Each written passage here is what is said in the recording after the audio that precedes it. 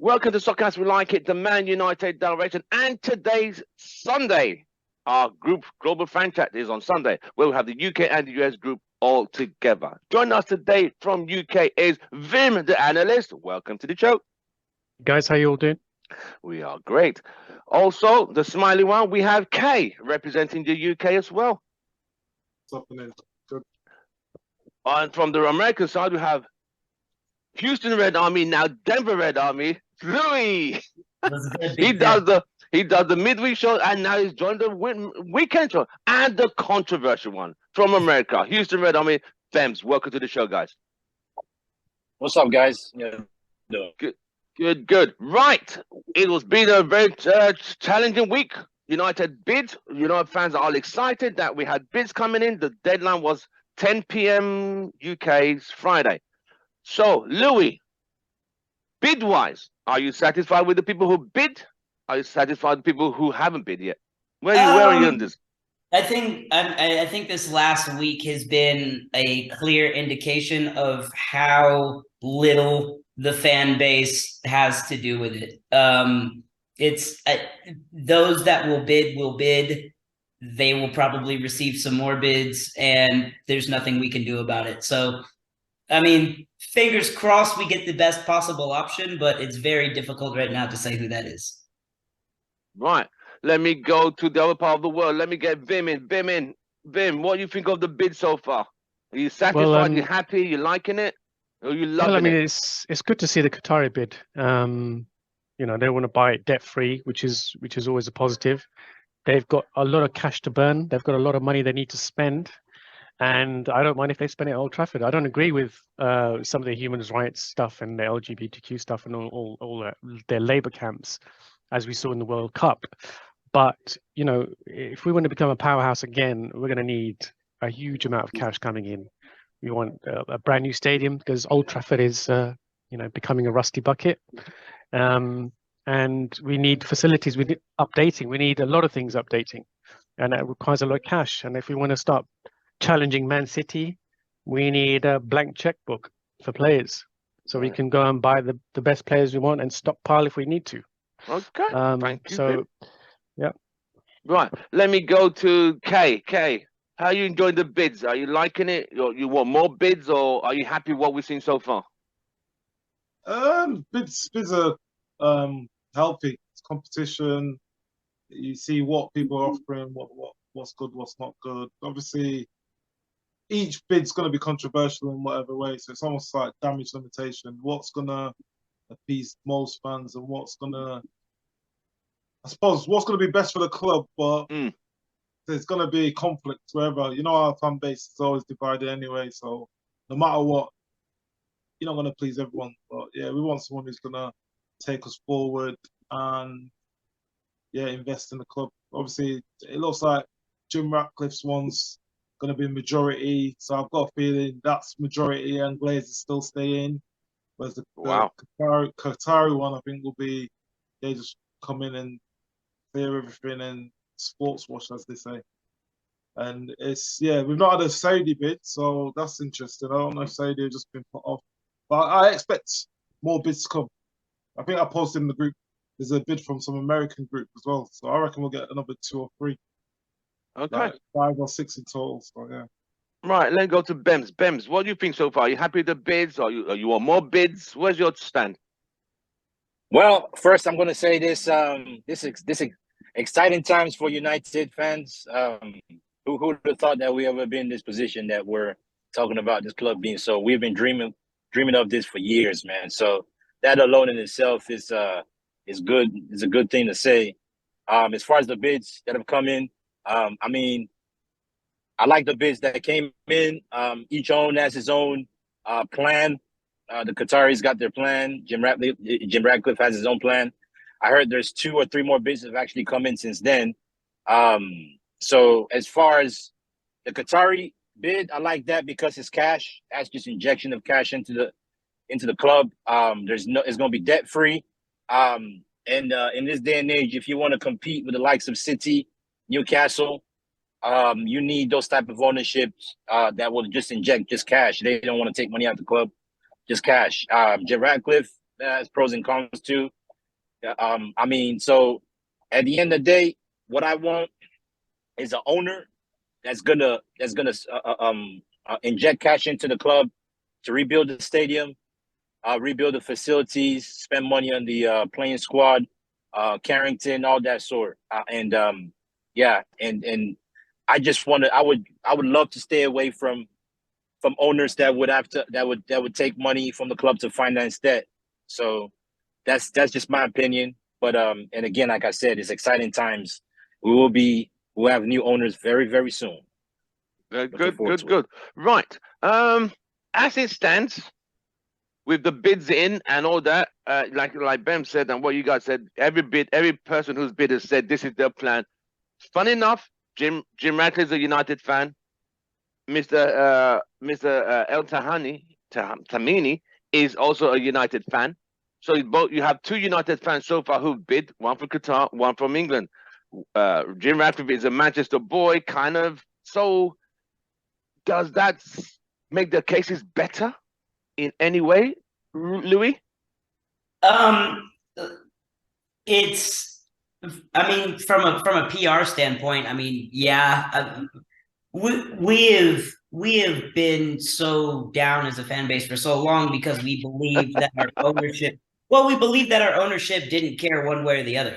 So, I mean, it's nice to have a thought of someone who cares about Manchester United being successful on the soccer field and winning games and winning trophies.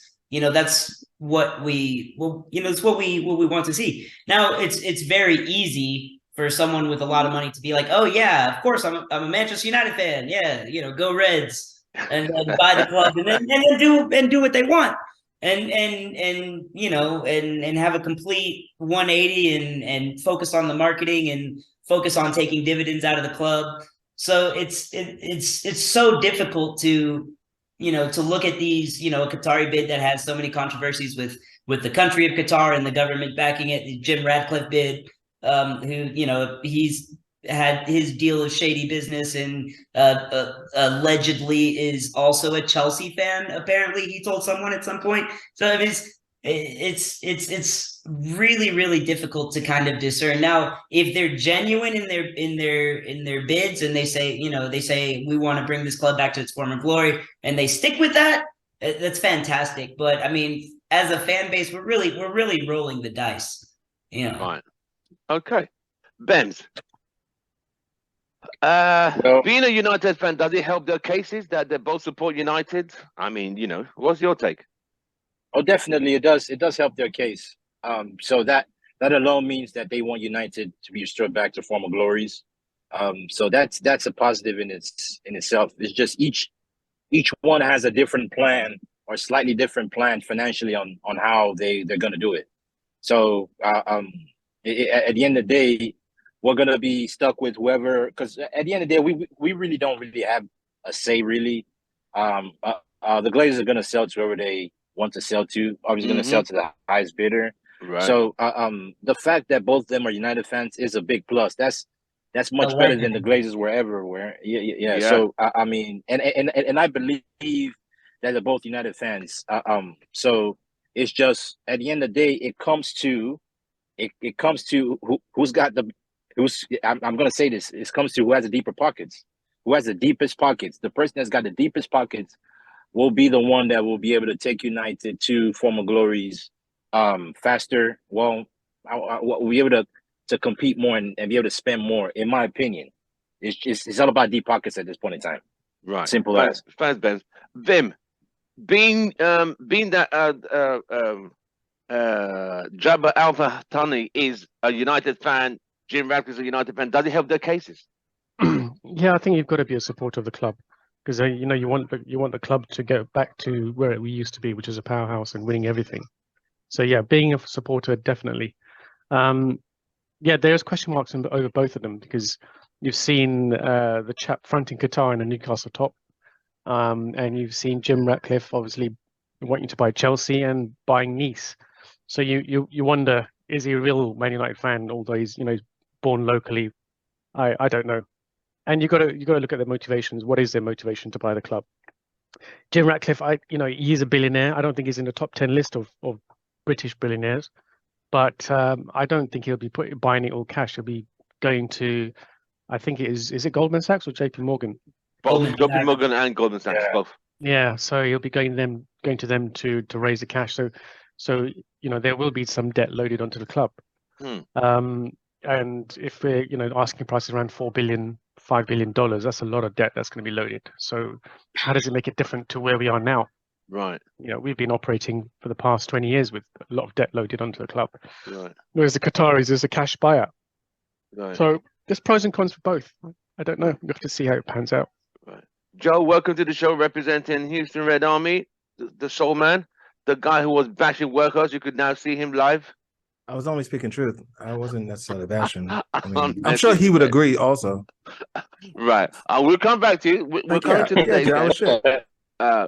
Kay.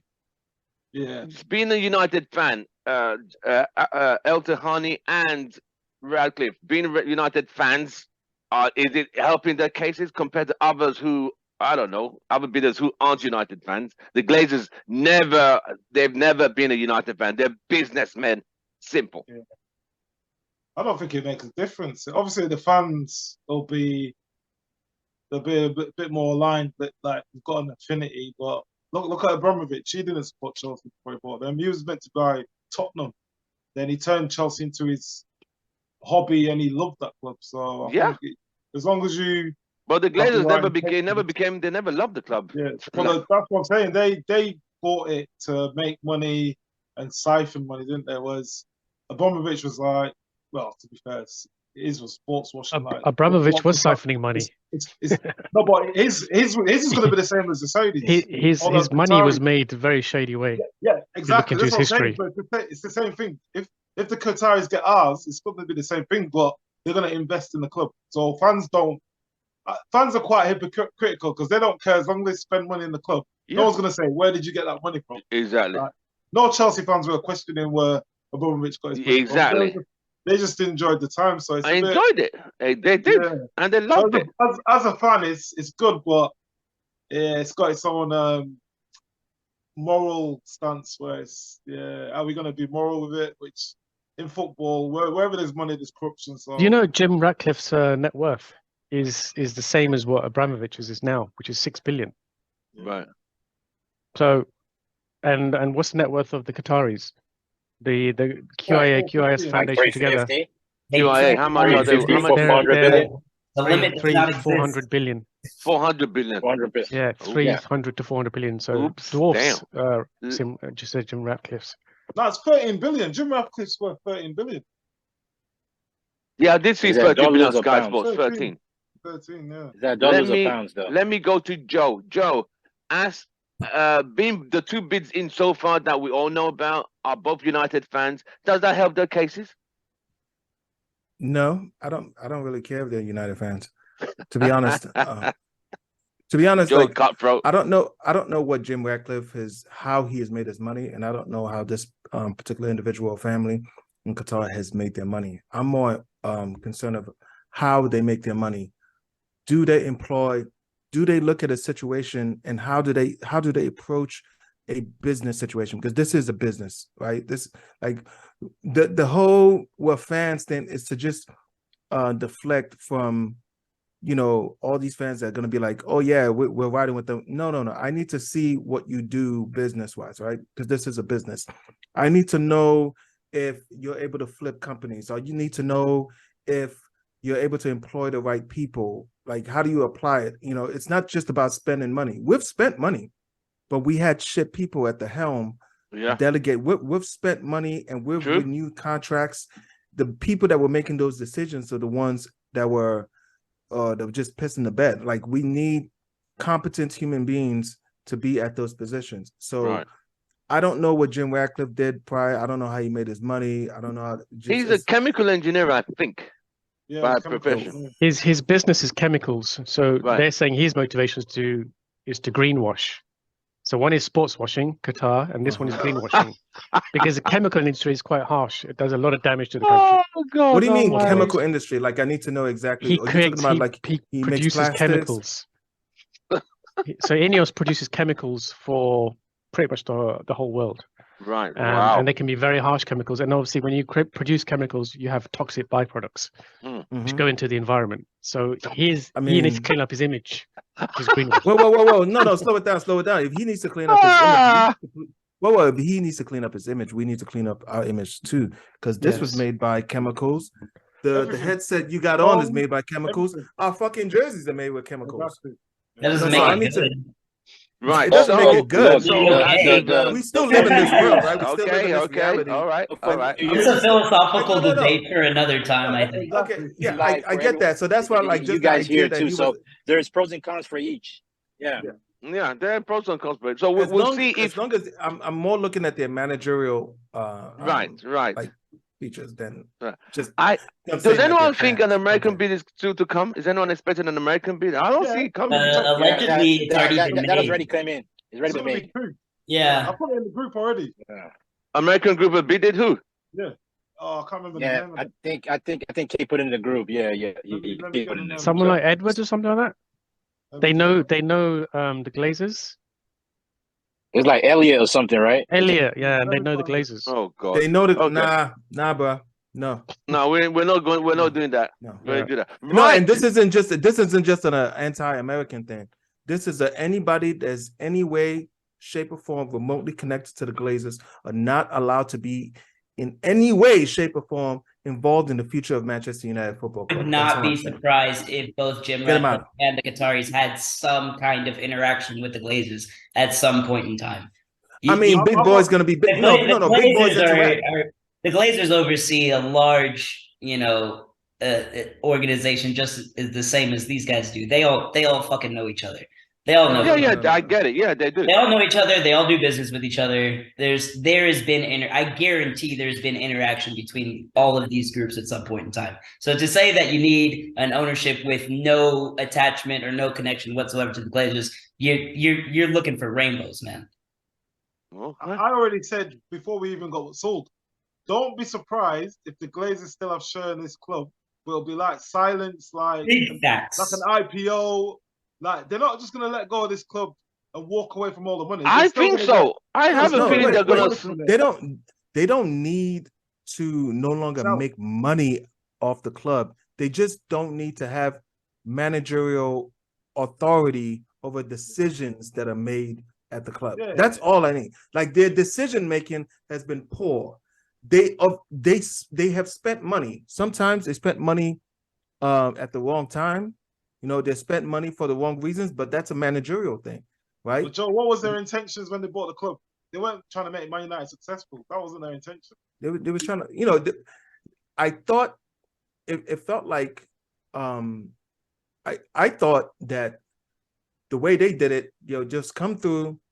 Manchester United is a cash cow. They'll just make their money, right? And they thought that they were going to be able to just keep that train going without necessarily. They had no idea. They had no idea what. That's why they put in certain individuals in charge that they thought were just going to keep this thing coasting. But the Prem in the football game it's completely different. You can't even compare it you can't even say it like it's a sports thing, right? The way you run an NFL team is completely different with the way you run a Premier League team, not to even talk about the greatest club on the planet, So like those guys, the only reason why certain individuals were still in charge is because they were printing money. So if that's not the motivation for these individuals, right, then I'm riding with them. If somebody has so much money that they don't need to, put the club in debt or protect themselves from a bad investment, I'm all for it. I would have preferred a Briton like Ratcliffe. I would have, because he understands the culture and everything. But the finances ain't financing, man. You ain't got the bread. You ain't got the bread, man. If you can't, I don't even know why they let him in the room. Why is he in here? Wait, why is it in? Who Joe, let him in here? Joe, leave him No, wait a alone. Leave Wait a my, minute. Wait a minute. Team No, no, no, no. leave no. our Slow gym, down. Slow down. leave Wait a our minute. gym Wait a alone. minute. Don't be Wait a minute. hating Wait a on our minute. British Yo, gym. you see, Leave him alone. you see this video I got? You see this video I got right now? That's the Qataris looking at Radcliffe. Like, what are you doing here, my man? Nah, you leave our British gym alone for us. The Right, only reason let's why Jim move. Ratcliffe, got the bread. the only Let's- reason why Jim Ratcliffe is in the conversation is because of his passport. I'm just, Oh, I'm just yeah, putting that right now. and we don't I'm just mind. putting We it don't mind, mate. We don't mind. He's not a Right. serious agent. Let's move gears. Man United 3, Leicester 0. United, Louis, are we in a title race? How did you see today's game? I'll go kind of against my own philosophy here, but look, 5 points off the top with 15 games to go.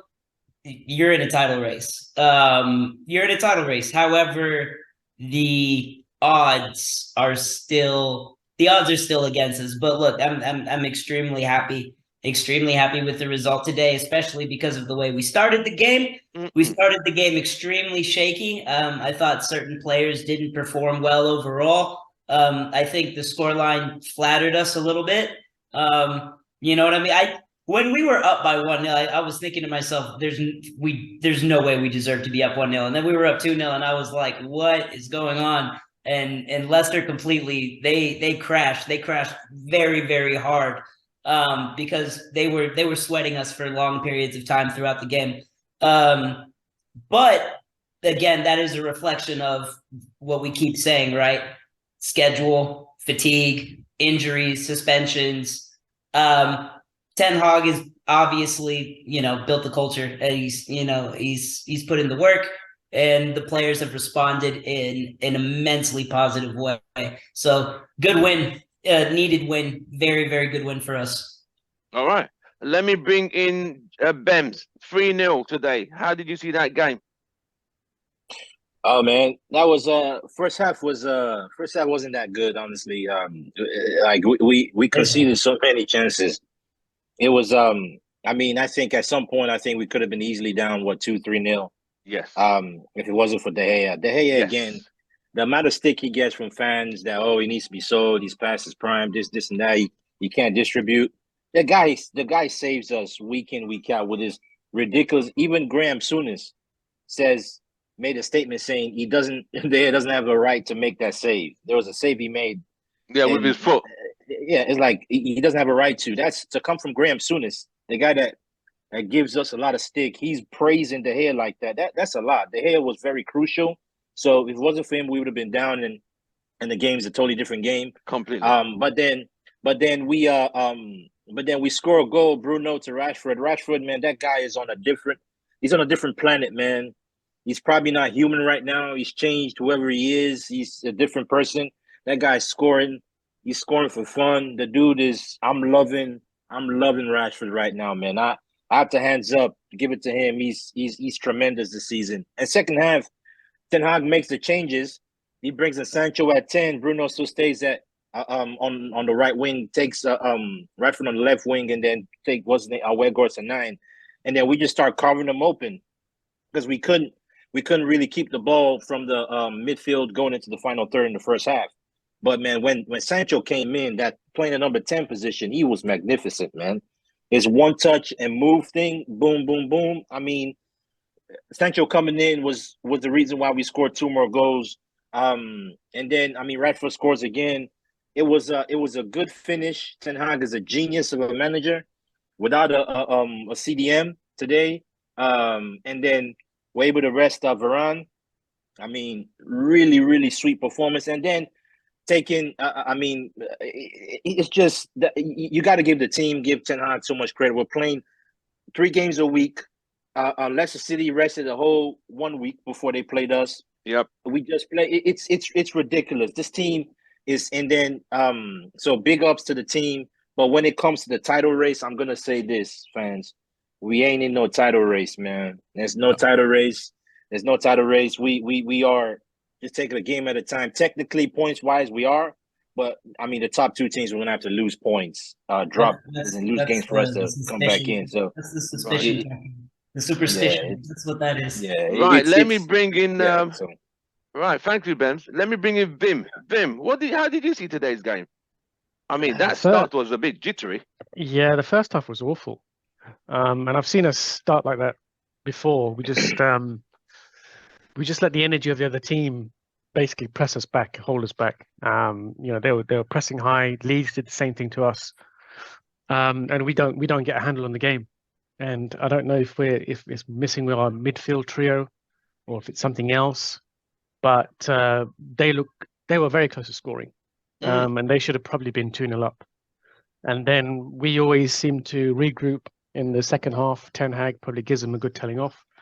And then we come out looking like a different team. The second half was so enjoyable. The first half, you could just forget about it. You know, it was quite depressing watching that first half. Right. So I don't know why we keep doing that. Why don't we take control and dominate from the start? We did it. We did it with Barcelona, and that was probably the best performance I've seen all season. Why don't we do that all the time? Is it because we don't have the right personnel, or are we just getting tired? I don't know. Right. But the way we play against Barcelona, that is domination, and that's where we need to be all the time if we can. Can I pick it back a little bit off of what Ben said, real quick? Joe, you just slide right in. Your take on the game. Hey man, just off of what Ben said, man. Ben's was being nice. He's being cordial. He mentioned that certain fans like to slag off David De Gea, man. Nah, man, not certain fans. Well, certain fans, but one particular fan. Kareem, we're talking about you, bruh. You still Red Army. Kareem? Oh, man, Kareem does give the head a lot of stick. Those who don't know, Kareem is Houston Red Army. He's been on the show a few times back in the day. All right, Kareem doesn't know much about the sport for those that are watching, so don't worry about it. Hey, whoa. I'm not co-signing that now. Damn. Come on, Louis. Damn, that's even worse. Come at me, Kareem. That's even worse. Come at me, bro. So Joe, what was your take on the game? How did you see the game? I thought, yeah, it was a slow start, but of course, our players a little leggy and everything. We missed a couple of chances. De Gea did De Gea things, man. I give him an 8.5 today, but second half, I wonder what happened though. Like, I don't necessarily think that Garnacho played so bad that he needed to be subbed without an injury at the second half. Yeah, true. I don't know if something happened with his reaction to not getting the ball from Rashford, or something happened in the back in the locker room, but obviously that's clearly what we needed, but I'm just happy to just be able to just sit down and be like, yo, we have a manager that makes halftime changes, bro. Can you imagine, man? Yeah. Yep. Halftime changes. Ole didn't do that. We were in the lead. Halftime changes. What? We win the league? With halftime changes? No, we were in the lead. We were in the lead. Oh, okay. Yeah. We're in the lead and he still made the change. Yeah. Because, true. Mm-hmm. Oh. I mean, since you bring it up, yo, Benz. Hey, oh, man. Yo, Benz. Yeah. Bro, I'm not saying we're gonna win. You can't stop. You cannot say with like 15 games left, 13, 15 games left. We're not in the conversation. No, man. We're not no conversation, man. We're not in the conversation. That's the superstition, bro. That's all that is. I think no. Let me move.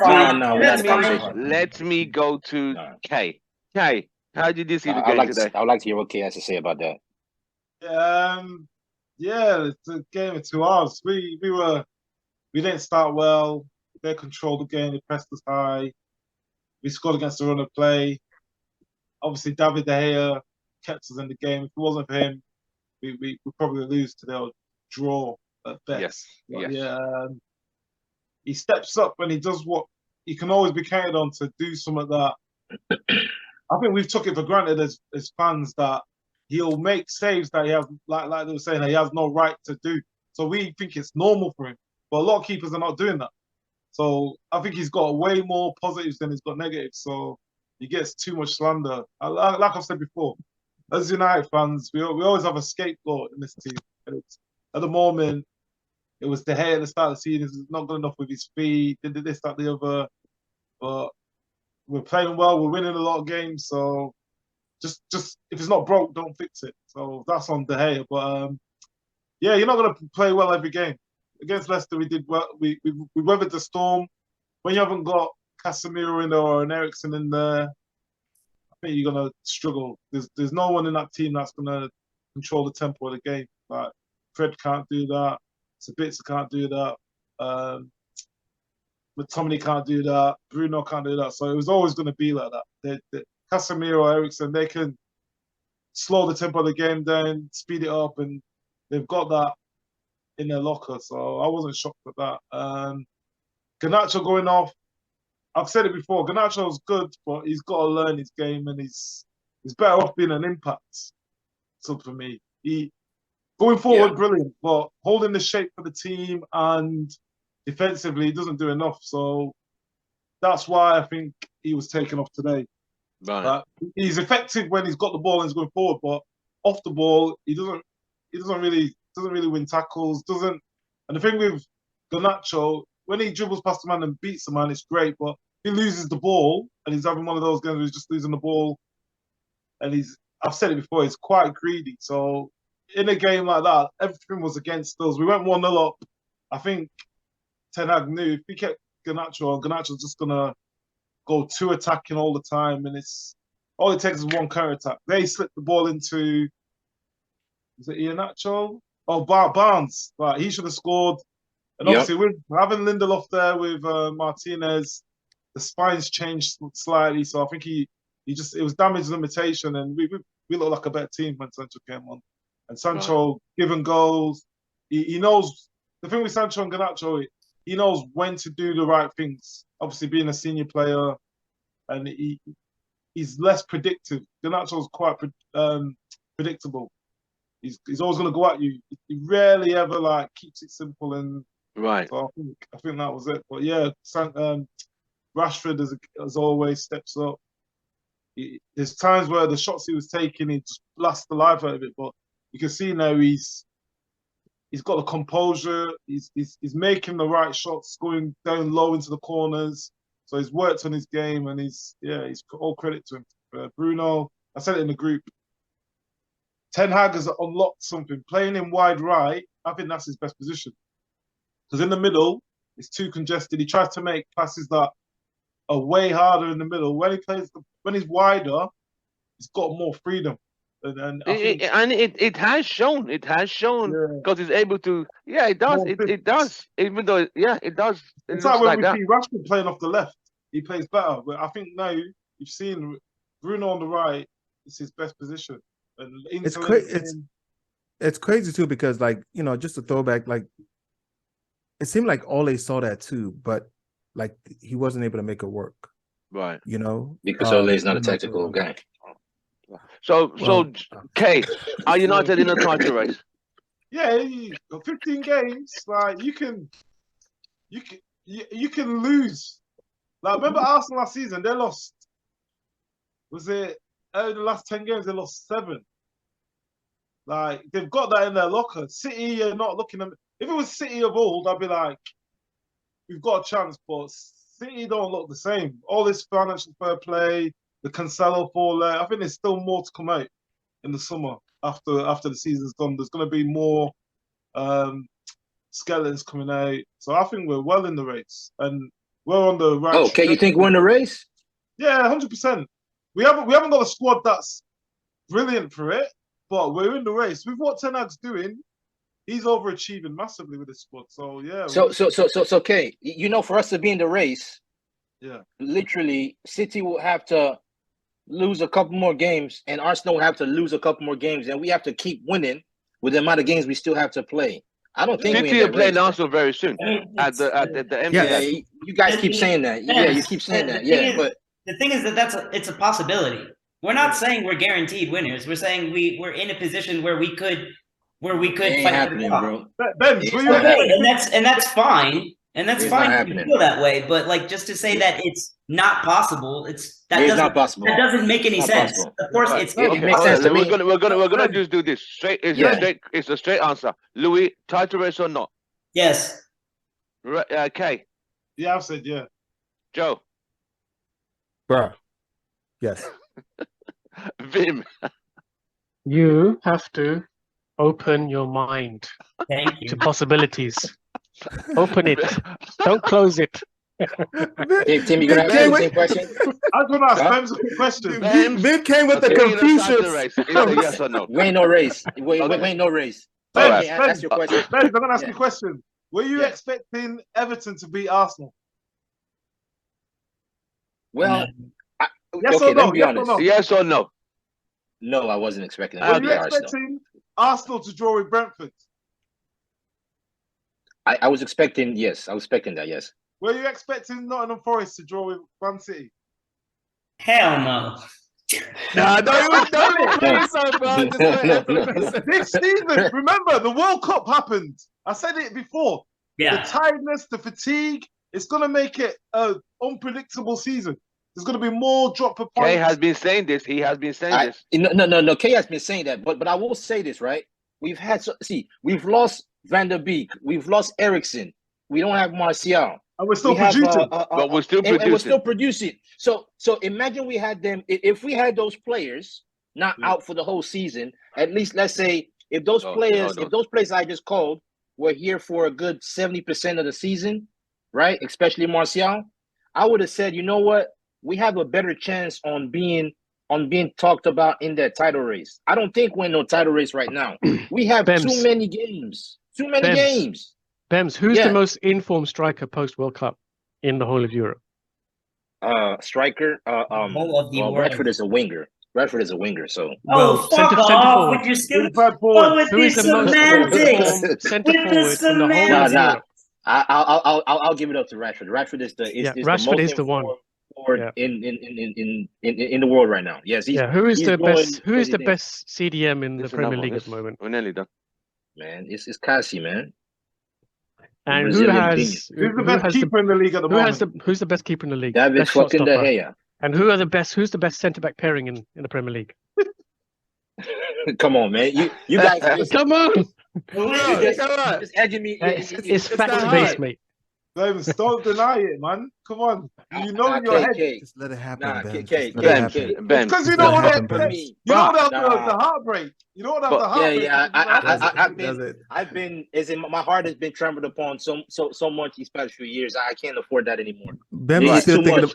Ben's So still we thinking did about say that penalty last shootout, week. the Europa League final. Oh man, that right there, that crushed my whole. I was messed up for days. Yeah, Did you go on the Zoloft or anything after? So I didn't want to talk to anyone. So I didn't guys, want to eat. last week So you when went into we- depression. when we You know we played got Leeds paid for that last shit week, out here, right? when we played Leeds last week, Benz was at the game, and we did have a discussion. He said if five of us or six of us, he did say if United won the league, he's gonna put $100 behind the pub, and anyone's gonna take drinks as far as $100 is. $100. That's it. Yeah. I'll make Man. it 200. He said it's 200, so I'll make another announcement. I'll make it for 200. I'll make it 200.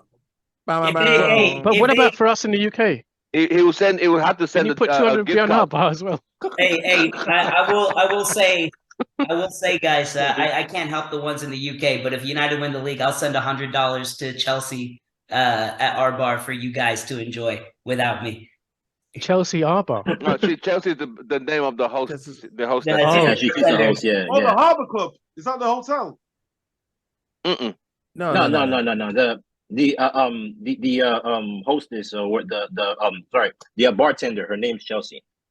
Oh, I thought you said Chelsea Harbour. No. So now, since Benz is the only one who said United aren't in a title race, that's fine. I get it. Mathematically, we are still in it. Mathematically. Yeah, mathematically, if you look at it's mathematically, technically, we are, but in actuality, in reality, we ain't in no freaking title race, man. We just win the top 4 race. Okay. Get top 4 in the trophy, and I'm good. Right. Okay. And I'll do this all day. I'll do this all day. So I'm gonna quickly Top 4 ask you trophy. guys about a player. What you think about him? Louis Sabitzer. How have you rated him quickly? Look, overall, he's come in and he's made an impact into this team. He's quickly become a part of our ability to hold possession for longer periods of time. His passing, and thank you. Yeah, I appreciate that 100%. Today, oh, nice one, Joe. Today, I mean, I felt like I felt like the midfield was abysmal for the first start of the game. And I have to say, and this is nothing against him as a footballer, but Bruno had a terrible fucking first half. He was horrible in the first half. Assist, right? He lost the ball a lot. He slowed down our attack every single time he received it. He had a terrible game. That's because he has put the crest on his heart, and he's gone 90 minutes every single game for us, and he's been playing lights out. So it's nothing against him as a footballer. He had a bad game today. And if you think that his best position is on the right, to use y'all's natural language, you're taking the bloody piss. That makes absolutely no sense. He is not better on the right. He gets lost on the right. He's widely underutilized when he's on the right. I think putting Weghorst in the 10 spot has been tactical over the last couple of games, but it's not something that is ever going to be permanent. I think Sancho comes in because Garnacho is having an equally poor first half, but he's young. You know, he's going to be with us for a long time. But sorry, had to go off on that side rant. That being said, Sabitzer, he's good for us, and I hope that we are smart enough to take that 20 million option for him at the end of the season and bring him on, because for that price, he's absolutely an asset to our midfield, 100%. Okay, Vim. Wait, Tim. I want to say one thing. I just want to say one thing to Louis. Ten Hag disagrees with your Bruno rating. I mean, hey, Ten Hag disagrees for today. Ten Hag, hey, we all make mistakes. I love Ten Hag, but he can be wrong. That's cool. Right, let me go to Vim. Yo, Vim. Another one of those. Sabitzer. I think he's a smart buy. So he's a smart loan. He's a better upgrade on McFred. He slotted in. First game we struggled with Leeds, but he's quick. He makes some amazing tackles, and he goes forward. He's got amazing forward passing. I think I'm quite impressed with him. And if Bayern don't want him, we should take him, because we need a backup for Casemiro or Eriksen. He picks up the ball from defense, which McFred don't do, and he keeps the possession. And when Fred gives the ball away, he cleans up for him, and he did that today several times. So he's definitely a good purchase. Right. Kay, Sabitzer. Yeah, he's been a good addition. He's obviously the first game he struggled. He was trying to get up to speed. Like we all know, the Premier League, it's not a joke. You have to be eased in. Can't just go in there and expect him to have a blinding game. He's not played a lot of football, so that's even more credit to him. Yeah, he keeps it simple. He does the right things more often than the wrong things, and for me, he's the upgrade to McTominay, like massive upgrade. Yeah, like Fred's a different type of player to him, so he's a great addition to have, and I'd keep him if we got the option and they don't try and pull our pants down. I'd keep him. So yeah, right, Joe, Sabitzer. Yeah, I get a feeling like he's who we thought Schneiderlin was supposed to be. You know what I mean? Steady, almost like a Carrick. Definitely better than McTominay. He's only going to get better. First 2 games, yes, you need some more game time. You need to get used to the Prem. But I like it. I like that he's younger. I see him as a potential replacement for Eriksen once he starts getting a little older. If he becomes injury prone, it's a good backup. I say we buy him at this is easy business. This is the kind of thing that I would be worried about if we're still under certain management, because this wouldn't be a good management unless we're able to get Frankie de Jong. I don't see any reason. You know what? As a matter of fact, nah. Even if we get Frankie de Jong, we still got to buy this dude. Sell McFred. Boom. That's the it. thing We is, just gotta keep him. I thought he was younger. Do you know actually how old he is? So He's 28. He's 28. It's quite old. 28. Yeah. I mean, So, 28 is all Well, how right. old are you? 28. Me? That motherfucker's No, 28 but as years a old. professional footballer, you would expect them to be early 20s, right? But that, I thought he mean, was. I did think he was younger. I did think he was younger. I thought he was younger. He looks Yeah, younger. he's not young, but I mean he is a player that can last a few more years for you, definitely. Yeah. And I think we need. at 20 million, you're going to make that money back. Yes, you know, definitely. Definitely. I and mean, if you- Casemiro's only 30. Yeah, and if you and he's considered old. if you get rid of Scooby-Doo and Fred, then seriously, look, Definitely. I mean, and to his credit, look, I thought These are. McTominay That's a did club okay. legend you're talking about. Yeah, but did you see I how? mean, I wouldn't keep him. Did you see how bad Fred was today? He was Fred alright. had He was two that bad. goals He wasn't today. that bad. bad. Fred was I a don't think he was mess. as bad as everyone He was said. awful. What? One at a time. Yeah. Louis. Awful. Yeah, no, Fred. look, Fred does what we expect of him, right? He's going to work really, really hard. He had a few tackles, won the ball a couple of times for us. We cannot rely on Fred to help us keep the ball. We cannot rely on Fred to make consistent, smart decisions to penetrate and go forward.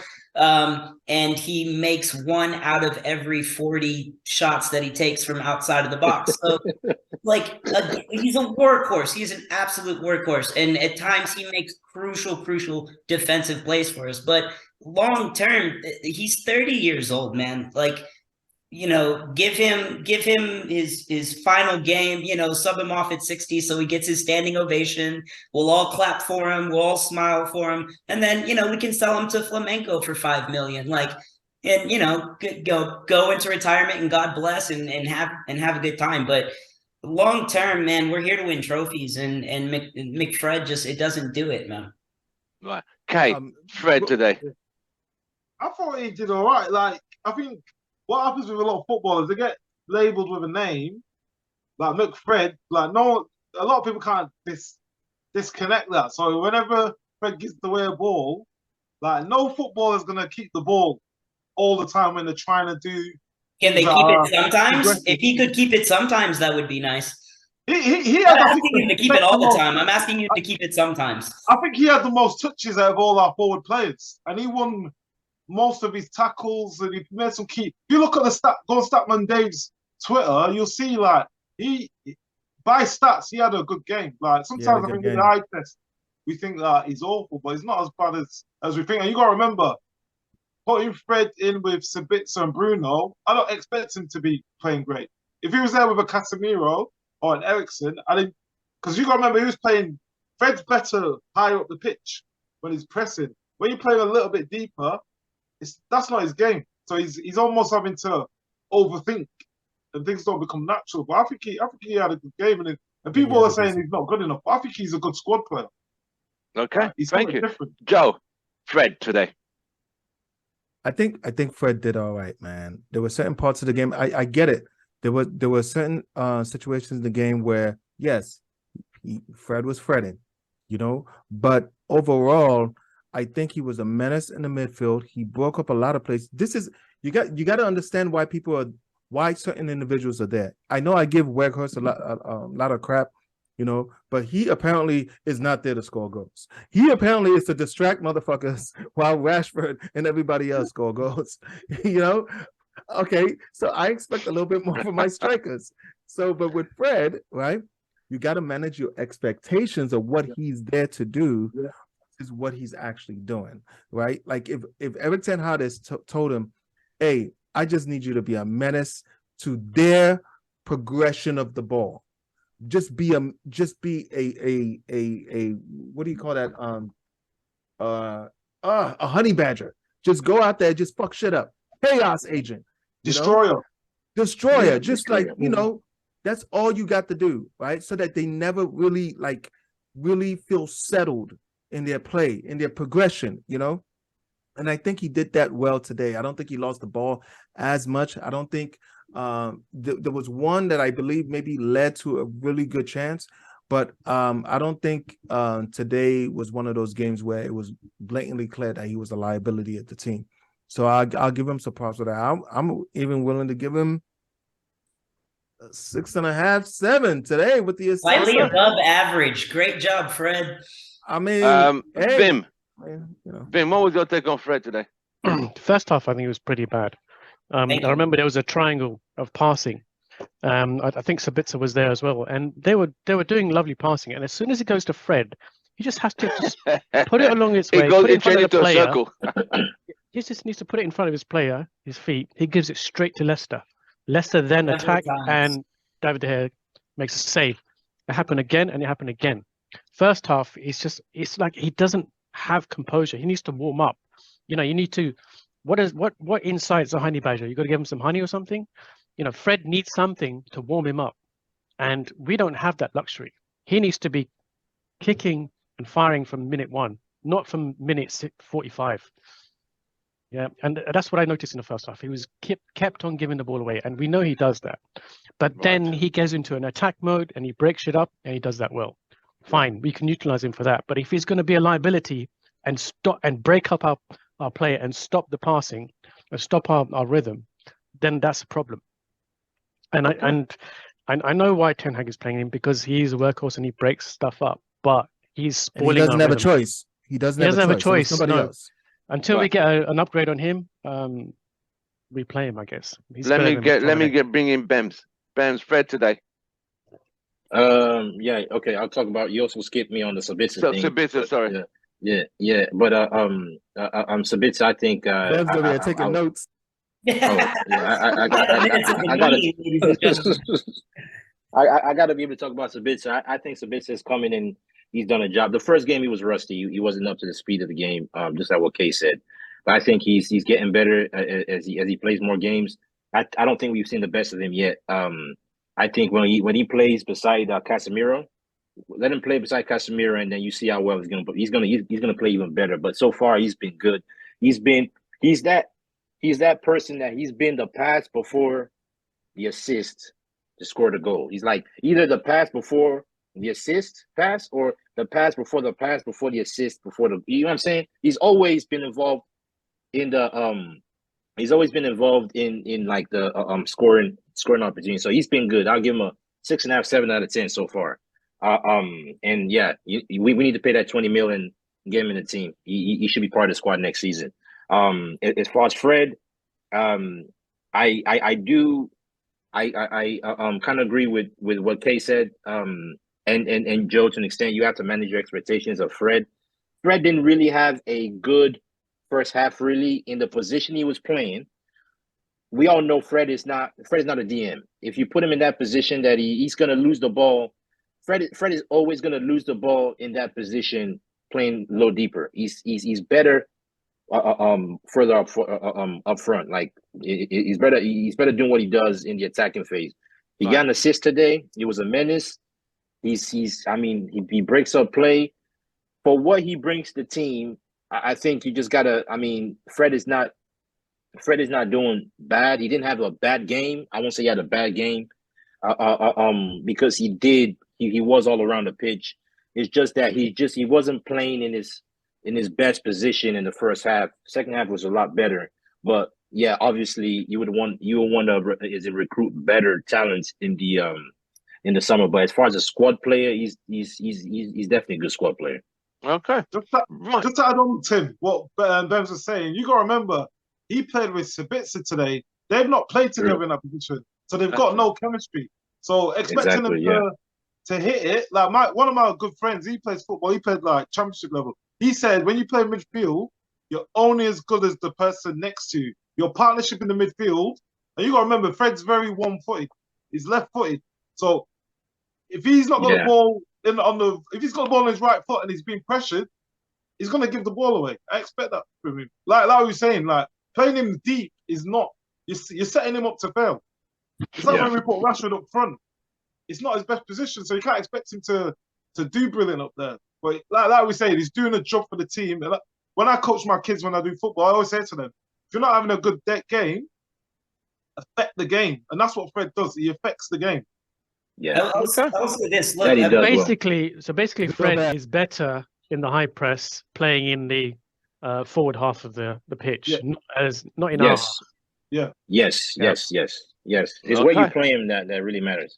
I think that we can all agree that Fred has great moments, and he affects, he does affect the game. But I think what the question is do you keep him long term? And if you have an option on a Sabitzer, if you're looking to bring in new owners who are trying to inject money into this club, the answer is no. You don't keep him because you don't have to. As a squad player, I won't mind keeping him as a squad player. If he wants to stay as a squad player, I'll keep him. Let him go, because you also have to remember, like you've all said the same thing, which is you have to understand the standards with Fred. And I completely agree about that, because we have to play Fred because of our depth in the midfield, and because of the squad that we have, he does all right, right? But what is the end goal? What is Ten Hag's end goal? It's not to accept these types of players. It's not to accept these types of standards, even in a squad role. Even in a squad role, Ten Hag wants a first team that can play his style and play the way he wants. And he wants Fred does play his style. That can come in, play that style. Fred does play his style, though. Fred does play his style. And not have to worry about whether or not he's going to keep the ball for us consistently. Let me ask you a question. Let me ask you how quickly one at a time. Forget last season as well. Fred does play a style of football. Fred, if you play Fred in the attacking phase of the game and play basically, if to get the best out of Fred, you have to play a DM in Casemiro. You get the best out of Fred all day, every day. Let me ask a question. Hold on. If you get the best out of Fred for the attacking phase of the game, there's 4 phases to a game, homie. That's 25%. But I know. I know. And attack in transition. And if you can't, you're not always gonna. Then you shouldn't be here. Every player in the team is not always going to be 8, 9 out of 10. You're always going to have players like Fred that are squad. But you have to be able to have consistency, and we've all agreed at some point. Let me bring in the league under Ferguson, right? When we won the league, guys, hold on a second. Let me bring in players like that. Hold on. Let me ask you something, okay? Hold on. We won the league. You can still have players like that. All right, let me bring in Vim. Bems, listen, right? If Erik Ten Hag was managing the squad in 2018 when we bought Fred, do you think he would go to the market and buy Fred? Seriously? I'm not saying he would have gone. I don't think he's not his player. He's not the player that he wants. I do agree. I agree that it's not his player, right? But I would say, right, as far as replacing, yes, he can replace Fred, but there are more issues in that squad that needs to be fixed before you. I mean, why can Fred not be included in that? That's my point. Wait. Clearing out players. I'll put it this way. I'll put it this way. That causes problems. I'll put it this way, right? I think he's a fantastic human being. I would love to have a beer with him. Send him on his way. He's not good enough. Fred doesn't play possession. Wait. Which is what we're trying to do, right? If you rank midfielders in our squad that need to go, right? I would sell McTominay first, right? Okay. I'll let him go. I will sell Van der Beek second. I'll put it this way: Fred will be the last midfielder that I would sell. Right? Interesting. You would sell Bruno and Casemiro before you sold Fred. No. When I'm not selling Bruno and Casemiro. They're not going anywhere. I'm talking about the players that on the chopping block. Across midfield, the ones on the chopping block, right? Yeah. Why not sell them all? Why not sell them all? Our salary cap let's stay in focus. What if you can't sell everyone? You might not be able to sell everyone just off the bat. You can sell 3 players. You can sell 3 players. That's possible. That's a lot of players to sell just that quick, though. It doesn't work like that. Yes, you You can. can't. You don't do that. You don't do that. But guys, what do you like that? Guys, let's move on. Let's move on. We're not Taboli. Let's move to the final. Bems, can I ask a question to the other guys? We're not Taboli here, huh? Yeah, go ahead. So Kay and Joe, what do you reckon? Do you think Erik Ten Hag would go to market and buy Fred now if you had a choice? Not for that price. Not for the price. Like exactly, depends on the Fred price. has a value. 50 million. But Fred does have a value, but you're looking at his price. He is not worth his value, but he does have value. As a squad player, Fred has value. For let's say 15 mil, I would keep Fred like all day, every day. I would keep for 15 mil. One question, guys. If Fred didn't play today, would we miss him? Yes, 100%. Because we would have had to deal with McTominay, who's a fucking shit show right now. He's a fucking shit show. And again, I'm going to say this. We're not even playing the full Ten Hag way yet. Yeah. Just let that be known. We are not playing the full Ten Hag way just yet. What is the full Ten Hag way? We cannot reach that with Fred. Let's keep in the same circle. It's going toe-to-toe with every team.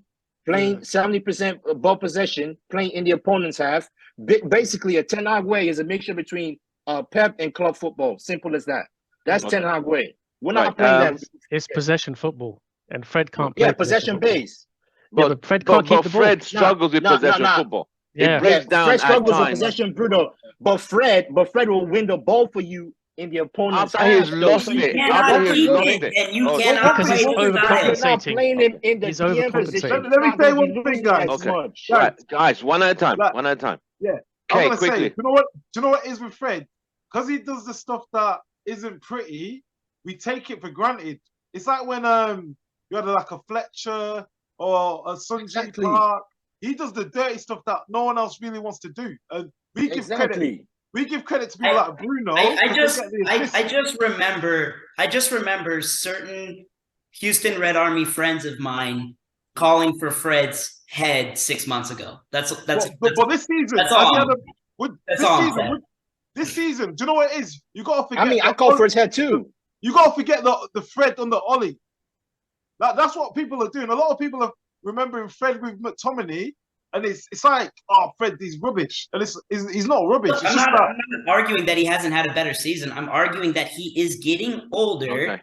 And for the standard that we want, let's move, guys. Let's move, guys. You know whose head I called for it too? Rashford.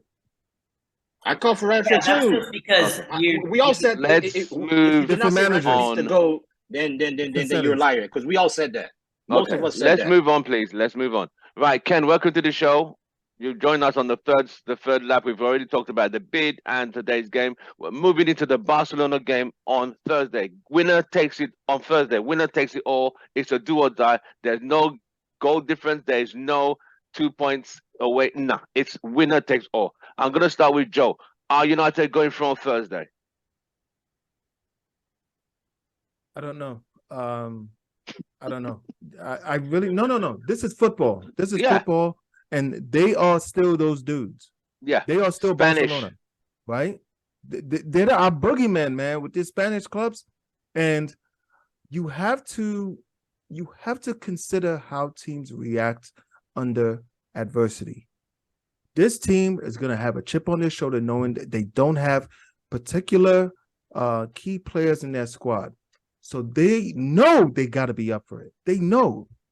My thing is, it is on Manchester United players to understand, even though right now they are at an advantage, they still need to put that sword. It's not about just having this. You need to put them to the sword, man. Don't let off. If Manchester United can come and approach that game that way, we will follow through. But if we think that we are owed something because they're not as strong as they would, then I think we're gonna lose that game.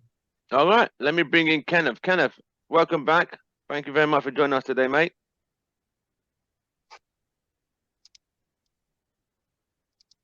Talk to the hand.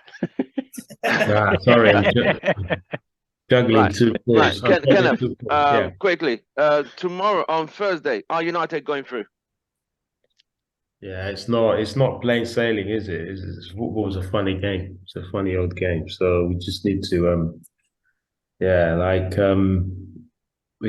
we just have to approach the game with confidence. And I like how we started the game today against Leicester. Very positive, very, if we start the way we started against Leicester, basically put them on the you watching, bro? Yeah, what were you watching? Wow. Against Leicester, we were horrible, mate. No, we weren't. See, you guys are getting too excited. Everyone. No. So when De Gea made 3 saves in 10 minutes. Yeah. Before that, did you see how the reason why De Gea made that save is because we committed a lot of players in the final third. I don't know if you guys noticed. Everyone, including the defense, was in the left. Normally, we get the ball. This is how we start games. Normally, we get the ball. Everyone's way in. We pass it around the back. Pass it around the back. 20 minutes gone, still faffing around, get one corner, and then second half, we need to win this game. Everyone's, that's why we've only scored Ken, one game 1-0. Do that against Barcelona. Lewandowski's putting those balls in the back of the net. Yeah, 100%. I'm not talking about the mistakes. There were defensive mistakes. Obviously when we attack, we still need. Don't forget on Thursday we'll have Casemiro, so we'll have that insurance there. But the way we started in terms of positivity, in terms of being on the front foot, if we start like that, but also bear in mind what's behind us, we will overshadow them. If we start cautious and start doing that normal thing where we pass around the back, Varane to Martinez to Varane to Martinez to Varane to Lindelof to De Gea to Shaw to Martin. That's what we do, because we're thinking, okay, let's try and draw them out. If we start like that, we are actually going to lose the game, guys. We need to start the game. When I mean against Leicester, how we started against Leicester today is be on the front foot. Get we're at home. It's Old Trafford. It's a European night. Put them under the sword. Get a couple of goals in the first, if we can, in the first half, and then just chill. Take it easy after that. But that's what I'll say. To answer your question, can we go through? Yes, we can. Yes, we can. We just need to have a positive mindset. Vim, quickly, can United go through on Thursday, mate? Are we beating Barcelona?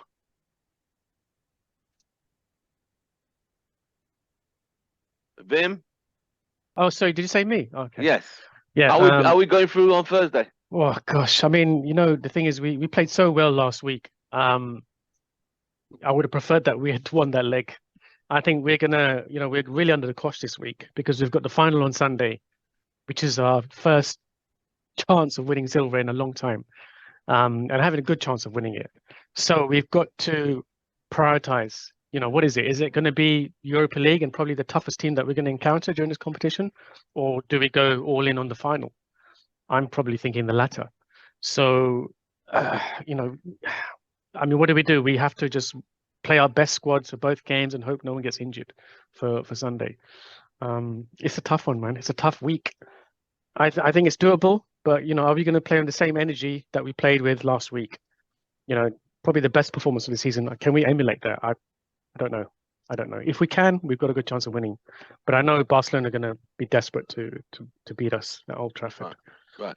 Louis, United going through on Thursday night? Possibly. It's possible. I will have to say I have to disagree with my honorable colleague from across the aisle, Mr. Ken there. If we start that game like we started today, we are going to get annihilated.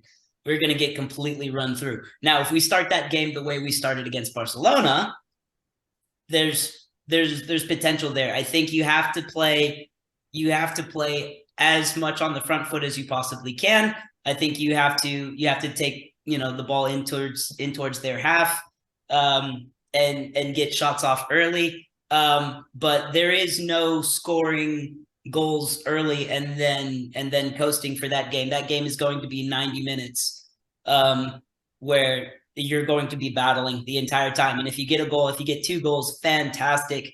Barcelona are going to come right at you and they're going to try to get back into the game, which, they have the possibility of.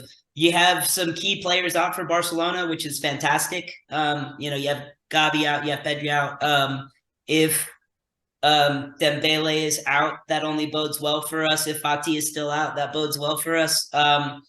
And we have key players returning that we didn't have against Barcelona, and that's probably why I am more optimistic, is because of the lineup that we had to play, that we were forced to play in the first leg, is not as good as the potential lineup that we could have on Thursday.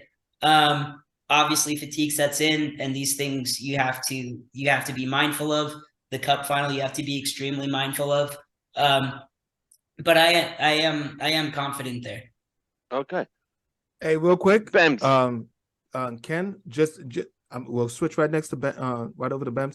Ken, this is why we strongly disagree with your assessment first half. This is Ten Hag's own words. All right. I was really unhappy with our performance. We have to follow the rules and principles of our way of playing. When we don't, it is a mess. We were really lucky at halftime that we were 1 goal up. It was a great goal, but the rest, it was rubbish. That's but you're referring to the I agree with I'm that. referring to the manager. Yeah, but you're referring to the defensive side of it. Defensively was terrible. That's a pretty big side of it. But attacking wise, we created so many chances in the final third compared to the previous games. Remember Leeds at home. Why did we concede a goal in the first minute? Lethargic. We started the game very slow, passing around the back, into midfield, back, into midfield, back. They pressed us, took the ball off us, and scored. And that's it. But today we actually pushed Leicester back, but we did not obviously defend well. We kind of left spaces, and obviously with Lindelof coming in, that didn't help. You know, he has to find his feet. But yeah, that's all I'm saying. I'm just saying in terms of how the mentality approaching the game in a positive way, attacking wise, we need to do that. Not obviously going forgetting what's behind us. Quick rebuttal. Let me bring in Bems. Let me bring in Bems. Go ahead, Bems. Go ahead. Bems, are we United winning on Thursday?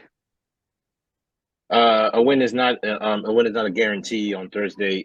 We have to respect Barcelona. We can't just assume they're coming to Old Trafford, we're going to win them. Like what guys have said, if we start the game the way we played against Leicester City the first Saturday, we would lose. The quality of players they have, they will put the ball in the back of the net all day. They will feast off of that. Sweet, nice.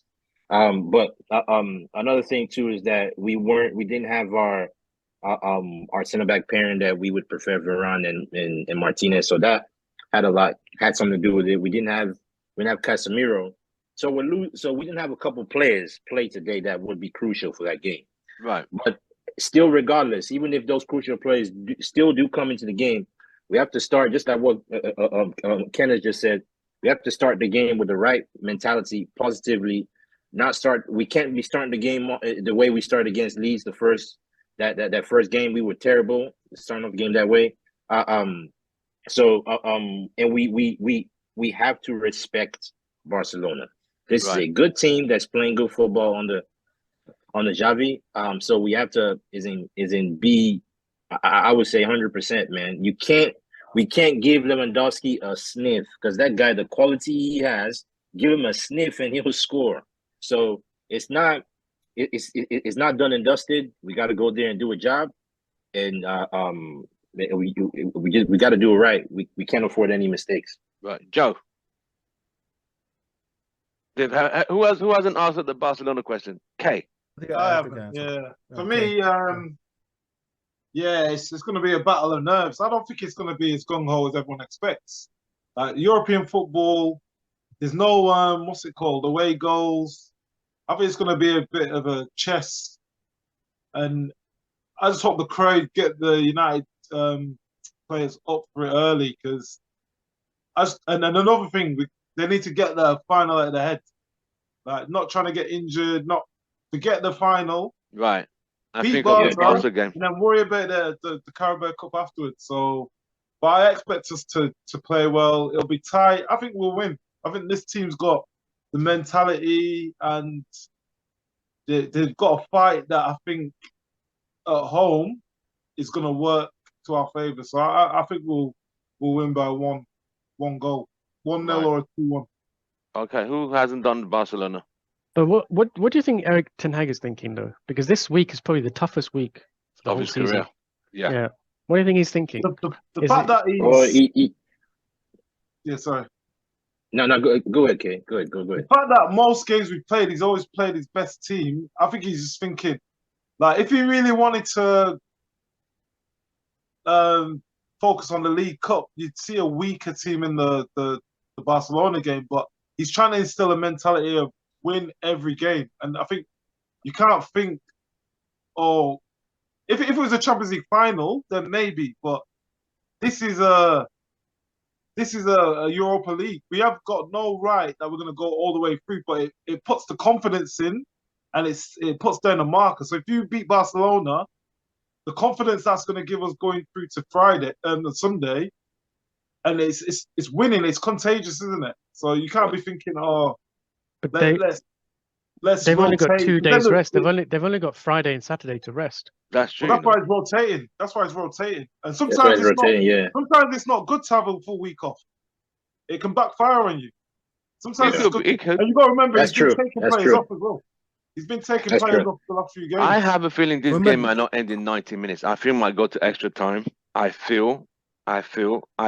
But we can't afford that. We can't. We afford to go can't. the But extra time. this is the thing with the Spanish. They would try every dirty trick in the book. If they score first, we're gonna struggle because they will find everything: delayed tactics, feign injuries, try to get players booked and send them, and disorientate United's game. We've gone through this Spanish Old Trafford, and we've never. But I'm hoping this time the Spanish curse is lifted once and for all. We need a strong ref. We need a good strong ref. Yes. That's not going to tolerate it. Yeah. Yes.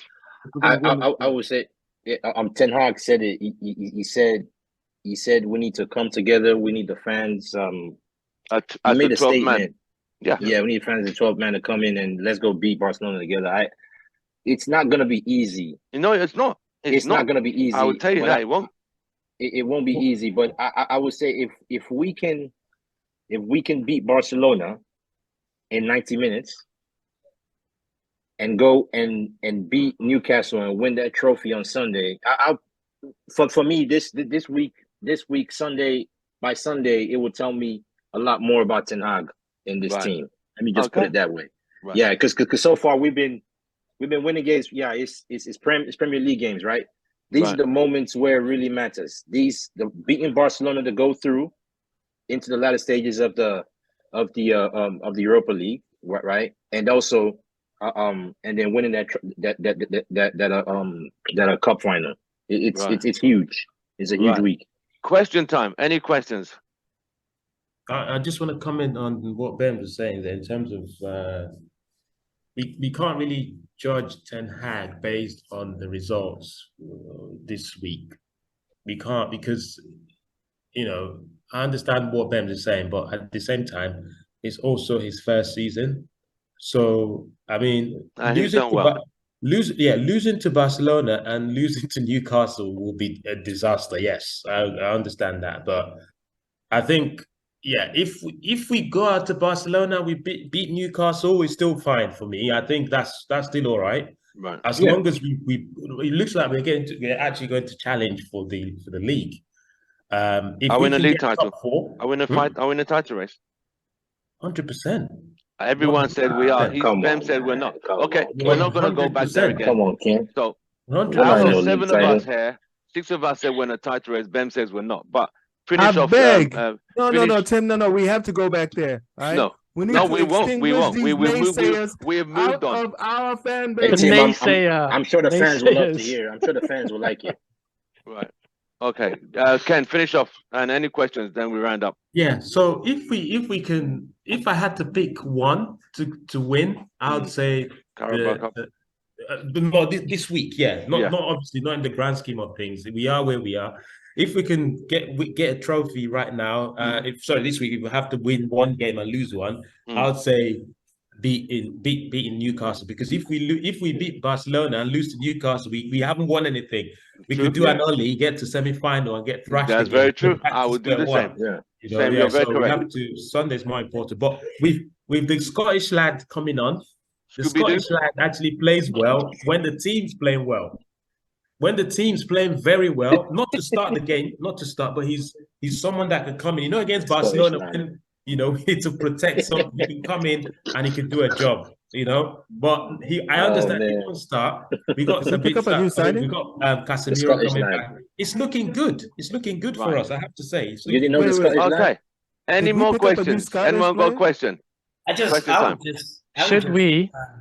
Oh, go ahead. Go on, Vim. Sorry, yeah. Should we play McFred against Barcelona? Hell no. Scooby-Doo, not happening. I would say this: if I was Ten Hag, right, and this is just maybe this is personal. Are you trying to switch? Sorry. No, but I would say if I was Ten Hag, I would say go get Barcelona. Prioritize Barcelona over Sunday. He is already the most successful manager that we've had since Ten Hag. or sorry, since Ferguson. Nah, Because Jose man. he took the worst Man United Premier League side that we've ever had, and in 6 months he has completely redefined the culture. Louis, I'm gonna say which is good. And look, this is your first season, homie. Go get your European title. Go do it. I mean, and if you don't, you're already successful. We already want you back. You're gonna have another season to win elsewhere. I say go to go to Old Trafford and kick Barcelona's ass up and down and tell them they can't bring their shit into our house. 100%. Okay. Any other questions? Anyone else? Kate wanted to say something. I was gonna say like what Mourinho did with us. You gotta remember we won the Europa League with Fellaini, bro. But he didn't. But he failed to change the culture. He failed to change the culture. All he did was piss and moan about it. He didn't get a player. I rate Mourinho. I think he's a brilliant manager. But that's not what we needed. Right. We didn't need second place in Europe. You know what? Mourinho would have succeeded. Come on, man. We would take second place right now. If they would have backed him, second place right you got to remember, he won 2 trophies and then got to second. And he was. I'm not saying he didn't have soccer success. I'm saying the most important thing for us, what we needed as a football club for us to be successful and for us to have longevity and have long-term success, we needed a culture change. And the only one who has been able to even come remotely close to that is Erik ten Hag. Well, that's because all the other managers got sacked. He brought in Casemiro, a winner, Varane, a winner. Mourinho didn't have players like that. So that's what I'm trying to say to you. Which is it's a lot different. The quality of players that would you switch them? Obviously not. No, we won't. Jose went by Maguire. One at a time. We're coming to the end. I'm just saying you can't give Mourinno what he did, though. Okay. Give Mourinno credit. Right. Anyone? Jose wanted to buy Maguire as well, didn't he? He's the one that. Yes, he did. But I bet you he would have got more out of Maguire. He would have got more out of Maguire, definitely. Yeah, true. He's a better coach than Ole. That's yeah. Right, who wants to have the last word? I don't know if you can coach Maguire to excellence. Who wants to have the last word? We should have kept the last word. Yeah, who wants to have the last word? Not the last word. My God, do you think Vegas is going to start against Barca? And yeah, the final? He'll start. Oh yeah, he started. He's part of the high press plan. That's what he's there for. But the only thing is, if he plays 90 minutes, he's going to struggle to play 90 in the Carabao Cup. That's what I'm asking. Right. I think we can afford to have him not be there for the final. But for a high press game, I think we need it for the. I think we need it for the final. I think we need it for the final. All right. I think we need Rashford and Casemiro for Barcelona. All right, gentlemen, we've come to the end of the show. Absolutely fantastic show today. We covered every single topic. Don't forget to like, share, subscribe. Us 7 here have to like the video. So I'm going to send it to you once we edit. All right? Glory. Man United. Hey, rest in peace. On the post game on Thursday. Guys, have a nice week. Yeah, Who's Christian? Yeah. Atsu. He's the